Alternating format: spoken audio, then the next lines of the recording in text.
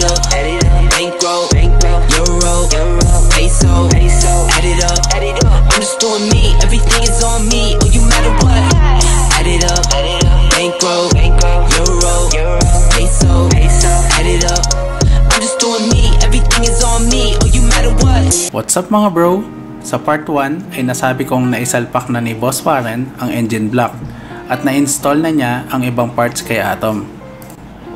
Dito sa part 2 ay hindi pa din natatapos ang gastos mga bro, dahil nakatanggap tayo ng message galing kay Boss Warren na kailangan daw ni Atom ng front seal, rear oil seal at sira na umano ang water pipe.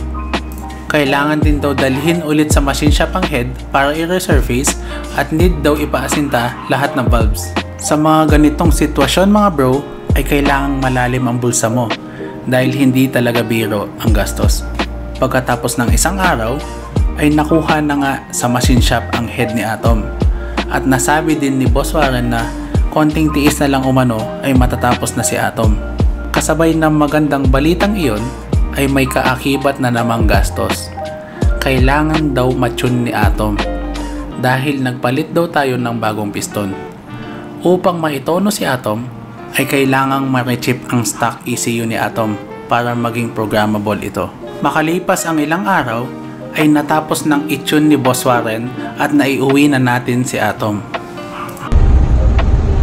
Ayan pa mo. Tapos brake engine muna tol. Ayan. Hanggang 3,000 RPM lang muna. 2,000, 3,000. Tapos gamitin mo siya ng mga 1,000 kilometers. Tapos change oil. Tapos retune natin ng sagara na. Pero matino na siya mandar. Pati AFR mo stable. Okay bro, pwede naman tapunin anytime. So ayun mga bro, nauwi natin si Atom galing kay Boss Warren. Ito yung mga napalitan sa kanya.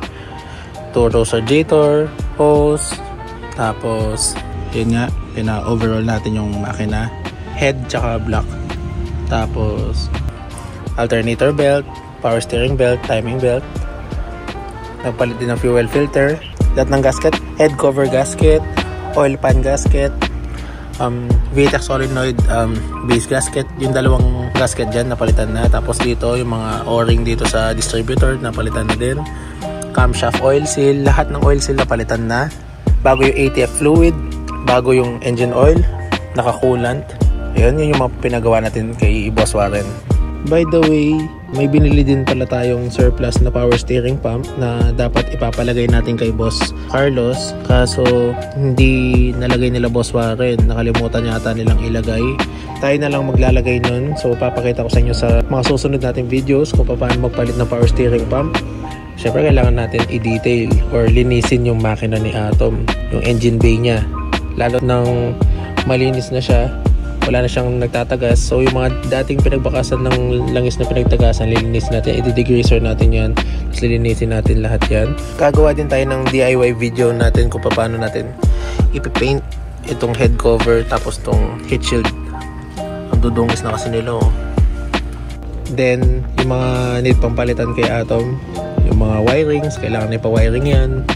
Tapos yung mga bushing, transmission support, engine support, kailangan palitan. Ayan basag-basag na. Lalo na yung sa likod, basag. So ayun, basically tapos na si Atom. Okay na yung makina niya. Paparinig ko sa inyo yung before and after, kung paano yung tunog niya pag umaandar siya.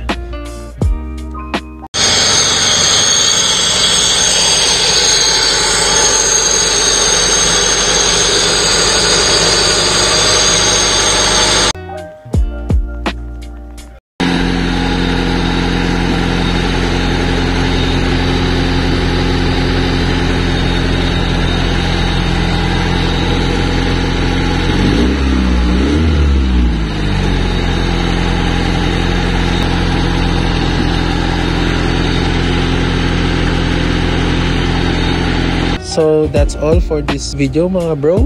Kung nagustuhan nyo tong video na to, please like, share, and subscribe. And see you for the next videos.